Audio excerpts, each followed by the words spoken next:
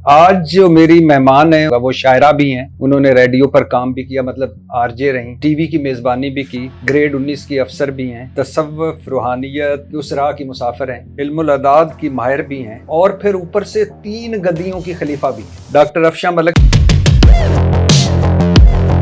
तो अगर मैं गलत नहीं हूँ तो आप वाहिद खातून हैं जो मोड़ा शरीफ, अजमेर शरीफ और शेख अब्दुल कादिर जिलानी साहब की गद्दी की आगे खलीफा हैं। जी, अभी तक तो ये हम हैं।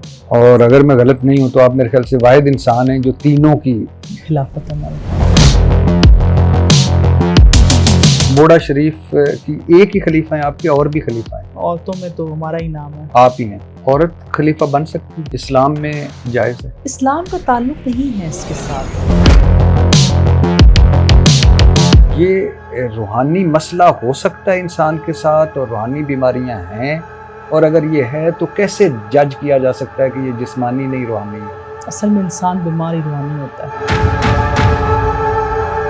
ये काला जादू कैसे होता है और होता क्या है और इसका इलाज क्या है? बंदे को कैसे पता चल पाएगा कि मुझ पे जादू हुआ है? अच्छा, यही तो रूहानी मौलिज करता है। जादू को इस्लाम ने सख्ती से मना किया। जी बिल्कुल, क्योंकि वो इंसान की जिंदगी को तबाह कर दे। जो काला जादू करता है और करवाता है वो दायरे इस्लाम से खारिज हो जाए।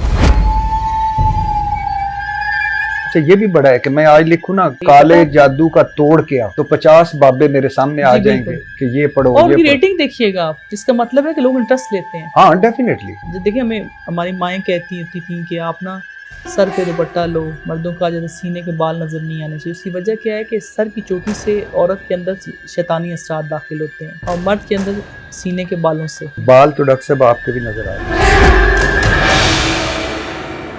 सर के बाल जो है ना, वो जब कटवाते हैं ना, और नाखून इनको दफन करें। अच्छा। क्योंकि जब काला जादू किया जाता है ना अमल, तो सर के बालों पे और नाखूनों पे होता है। डॉक्टर साहब, मैं कैसे मानूं कि आप रूहानी बाबा हैं? इस वक्त मैं आपके सामने बैठा हूं, मुझे रूहानी तौर पर क्या इस वक्त आपको नजर आ रहा है कि मुझे रूहानी तौर पर क्या कोई प्रॉब्लम्स हैं या क्या मसला? डॉक्टर साहब, आपने एक फिल्म भी बनाई? जी बिल्कुल। रूहानी बाबा, 3 गदियों की खलीफा, रूहानियत और तसव्वुफ के राह की मुसाफिर, और लोगों को पाक रहो, बावुजू रहो, सदके दो, दुआएं करो, और आपने फिल्म बना दी। बता सकती हैं कि ये शहबाज शरीफ साहब 5 साल पूरे करेंगे? देखिए, गैब कल्म तो अल्लाह के पास हाँ, है। आपका अंदाजा? अगर सिर्फ आप एक आम इंसान का अंदाजा पूछेंगे तो हमें लगता है कि 5 साल पूरे करेंगे। इमरान खान साहब जल्दी बाहर आते दिखाई देते हैं? आ जाएंगे। ये आपने बड़ा एक दिलचस्प मुझे बताया था कि इमरान खान साहब के गले में 2 तावीज़ हैं, अगर वो तावीज़ उतार दिए जाएं तो 80% उनके मसाइल हल हो जाएंगे। जी बिल्कुल, हल हो जाएंगे। तो आप कह रही हैं इमरान खान साहब पे जादू है?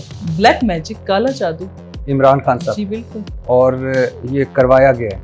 जाहिर बात है, खान साहब खुद भी ऐसे लोगों से मिलते थे, जाते रहे।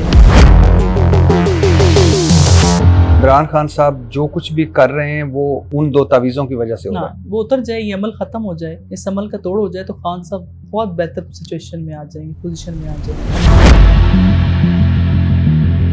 मरियम नवाज और बिलावल भुट्टो में से आप किसको देख रही हैं कि अगला वजीर आजम वो बनेगा, या आगे किसको अरूज है? छोड़े वजीर आजम के, आगे अरूज किसका आपको दिखाई देता है?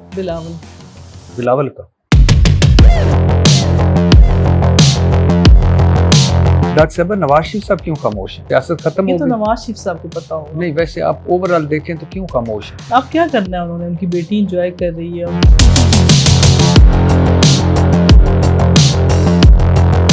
मुझे आपसे मिलकर बहुत खुशी हुई, बहुत शुक्रिया डॉक्टर साहब। Thank you so much.